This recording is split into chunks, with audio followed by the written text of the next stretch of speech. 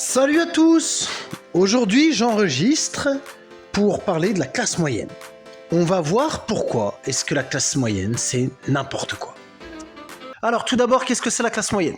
Elle se définit ni par son revenu, ni par culture de classe, ni par quoi que ce soit. Comment est-ce qu'on peut la définir?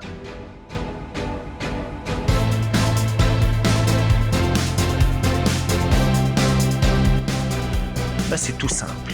Pour ma part, je pense qu'on peut la définir par une trajectoire éducative. La classe moyenne, ce sont ce qu'on appelle des normopathes. En sociologie, on appelle ça des normopathes. C'est des gens qui se considèrent comme souhaitant reproduire le système. Les parents, l'école, le système éducatif leur a dit d'aller. C'est la catégorie de personnes ayant une éducation allant dans le sens de la poursuite du mode de vie du jeune cadre. C'est généralement des personnes qui ont eu des parents eux-mêmes normopathes. L'énorme problème de cette classe moyenne, c'est qu'en fait, elle représente donc un style de vie.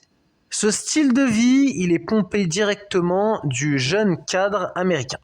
Pour prendre des exemples, je dirais que les personnes ayant vécu eux-mêmes avec des parents salariés, vivant dans des banlieues pavillonnaires, ont généralement plus tendance à acquérir cette mentalité.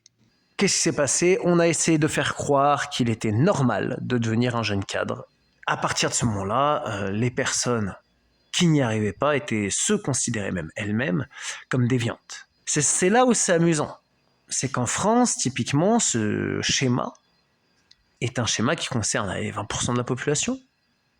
20%, 30%, quelque chose comme ça.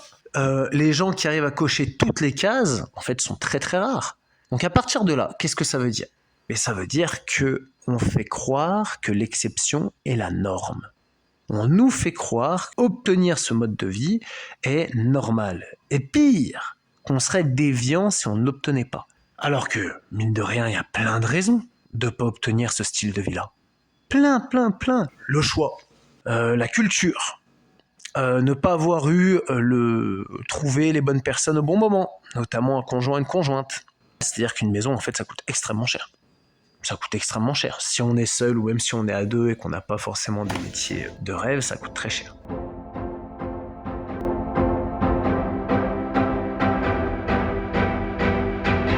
Il faut comprendre que le normopathe, l'individu qui souhaite reproduire ce schéma-là, en fait, c'est quelqu'un qui sacrifie tout pour ça.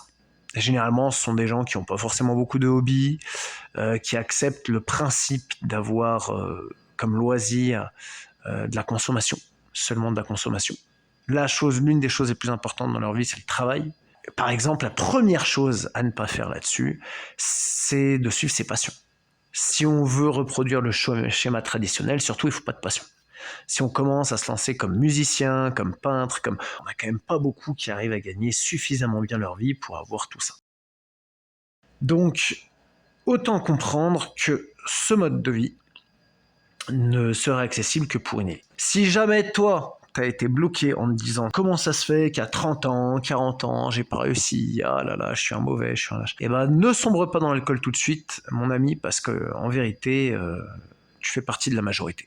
Merci d'avoir écouté cette petite vidéo, j'espère qu'elle vous aura ouvert les yeux, et puis on se revoit bientôt, toujours pour casser un peu des clichés qu'on a dans la tête. A plus!